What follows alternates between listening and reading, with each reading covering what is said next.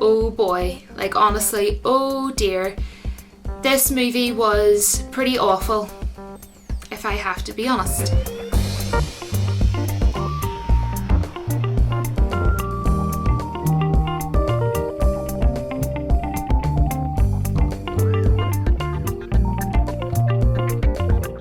Now, for me, I firstly want to say I absolutely love the originals. I love HellBoy and I love HellBoy Golden Army, and I honestly think Ron Perlman fitted the role perfectly. And I, like a lot of other people, personally, this is me just saying, I would have loved to have seen a third movie with Ron Perlman. They happened to wait many years to bring out this reboot, which was based on the Dark Horse comics by Mike Mignola. One of the main reasons that I went was because HellBoy was being played by David Harbour, who is Chief Hopper in the TV series Stranger Things. Now, I absolutely love that show, and I think he is a very highly talented actor. He is a fantastic actor. He knows what he's doing. When I seen the first trailer, my first trailer, I did a reaction and I thought, oh my gosh, the CGI looks awful, but you know, David Harbour is playing HellBoy. Now, when I seen the other trailers that were released, I was more convinced, and they convinced me. I thought they fixed the CGI up, and I thought, you know what? I think if anybody's going to make this movie good, it's going to be David Harbour. I can't think of anybody better to play him. Now, what I will say is, firstly, he did do a pretty good job as HellBoy, considering the movie being so bad and so all over the place. This movie is a very different spin, and one thing I will give them credit for is fair play to them. They took it in a completely different direction, which, to be honest, is a gamble. They took it in a very sort of like a gory direction. Now, there's nothing wrong with that if you do it right, but they didn't do it right.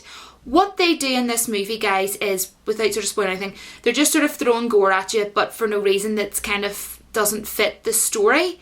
They're just doing it for no reason. Here's a bit of gore, here's a bit of gore, here's a lot of blood, you know, just because. Now, there is a particular scene, and I'll not say what it is, where they're sort of like sort of stitching something together, and that part was gory and it sort of suited into the story, and they did that quite well. I thought that part looked pretty cool. But the rest of the gore, to be honest, it seemed very slapstick, to be honest.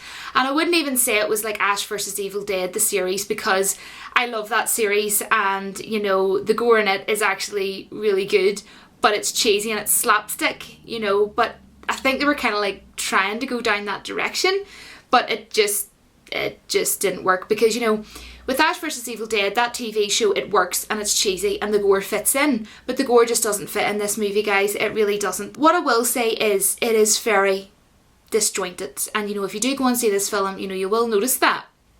And they seem to sort of like go over parts from the first film and things like that, but they don't even do it very well, you know. And not only that, they show a lot of like flashbacks, and that doesn't really work either. They were showing an awful lot of flashbacks, and as well, I think they were trying to kind of like explain things, but like they did it a wee bit too much and there was no need for it. You know, it just was like a jigsaw. There was all these pieces clustered all over the place and they just weren't fitting. Visually, I will say it was pretty bad. I'll be honest, as an overall judgment. HellBoy and HellBoy Golden Army. Visually, it looks stunning, and visually it is beautiful. Honestly, it is beautiful.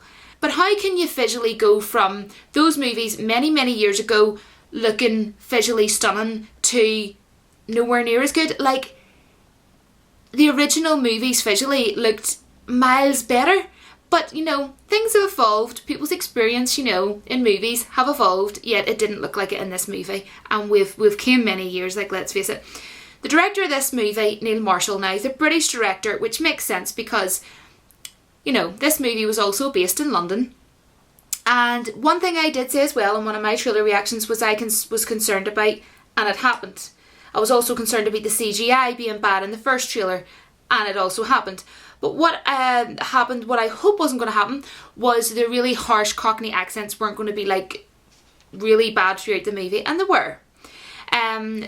It just didn't sit the movie either, to be honest. There's nothing wrong with having a movie partly in London, but, you know, if you're going to have it in London, you know, with this movie, did it suit the movie? It really, really didn't. And, you know, even though there was some good moments in this film, there was some good scenes that I thought was pretty good. And you're sort of like, oh no, come on, you know, this is going to be good. I hope this continues this way, sort of thing. But then it just landed flat. Like, there was a moment, there's a really cool scene in this movie, guys. It's quite cool.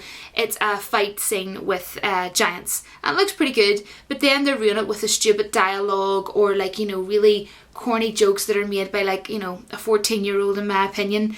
And then there's a joke about, is that my Uber ride, after a serious scene? And you're just like, Uber ride? I didn't even know what an Uber ride was until I went to London before Christmas. Get Uber rides in Ireland? No idea. Someone in London was like, you can catch an Uber ride. But anyways, also the scene was ruined by progressive punk music that was so not fitted for it. And the music just in general was so off. None of the music in the film suited it. I can't even think of one bit of music that suited it. And also, you've got a really annoying pig creature, by the way, in this film. Right? That for me just bugged me the whole entire time. He has this like really strong, irritating Cockney accent. Like, I'm really sorry, I'm not meaning to sound rude, right, against anybody that has a Cockney accent, right? I have nothing against it. But to me it's irritating when it's in a movie that is not suited. And it was not suited in this movie, so that's why I found it irritating. That's what I'm trying to say. You know, like, you've got a HellBoy movie and you've got this pig-looking creature like, come on, let's have it then. Oh, let's get around the corner here and let's check it out. And you're going, I'm embarrassed for you, Landscape. Like, seriously, what are you actually doing? And I actually didn't like the villain in this movie, Vivian, you called her. Didn't like her at all. Not saying it's down to the actress. It's just, I just couldn't stand her. I just couldn't stand her. Production, you know, conflicts and things like that, apparently. So maybe that explains why it was so bad. Or it almost seems like they took the whole movie to an editing room and someone just like jumbled around with it and just messed about just for fun and then released it or something. I don't know. That's my opinion. Then there was this other character, a lead character, the girl that was in the trailers, Alice. I'm pretty sure that's what you call her, but I don't actually care because I was so bored in the cinema. The movie is unforgettable. She was introduced so badly. Ian McShane was by far, in my opinion, the best actor in the whole film. I would say HellBoy would be second, but, you know, he wasn't amazing at playing HellBoy or anything, but he did well for what he was given. It had massive potential. If it had been written better and it had been directed better, would David Harbour have stolen the show? Absolutely, definitely. But he didn't get a good script. He got a terribly CGI awful movie. You know, it looked really cheap, the CGI. It was inconsistent. Some parts were okay, actually some parts were kind of cool. But then overall it was bad and it was just ruined by awful jokes. I mean, there was a scene at the very end of the movie and one of the jokes, it was just more like he was just coming off with lines in the end rather than jokes, and it was just, they were so bad. I was just like looking around at my boyfriend like, oh my gosh, like, did they really come off with that really awful, corny, cheap joke? Like, oh my goodness. Also, there was hardly any practical effects in the movie. But there is one brilliant scene in the movie, and if they had the movie like that sort of the whole way through, it would have been amazing. There was this one scene with Baba Yaga, the Russian witch, and wow, that scene was absolutely beautiful. It's kind of like a foresty scene, so look out for that. Practical effects is amazing, and wow, there's like this big building and everything, like this big moving building and everything, and there's this, honest to God, like, she looks really freaky looking, and there's this like disgusting part, but it's so funny. You're just like, oh gosh, no way, like, wow, horrifying, but it's really, that part is actually insanely funny. I find it funny because I have a weird sense of humour.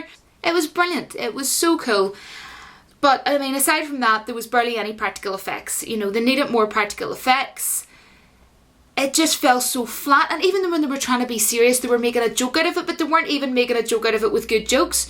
They were using like really bad jokes that were just so beyond corny, and to be honest, it was cringy. The jokes were cringy, and I wasn't laughing because the jokes were funny. The jokes were really bad the whole way through the movie. There wasn't even like one good joke. I was laughing out of embarrassment for the whole entire movie, to be honest. I just didn't care really for any of the characters. I didn't actually care for any of the characters. I don't even care, to be honest. I just didn't like the movie. So unforgettable, and they set it up at the end for a sequel. Which, that's hilarious to me. If it happens, I'll not be going and seeing it. I wasted my money, and that's time I'll never get back again. Oh boy, oh hell, oh boy. Guys, this was probably all over the place, but you know what? I like to be random, and I like to just do my reviews whatever the frig way I want to do them. I hope you like this. I hope this gives you, if anything, a better insight whether you think I want to go and see it or not. But I would give this movie a 4 out of 10. I wonder, does it deserve a 3 out of 10, you know?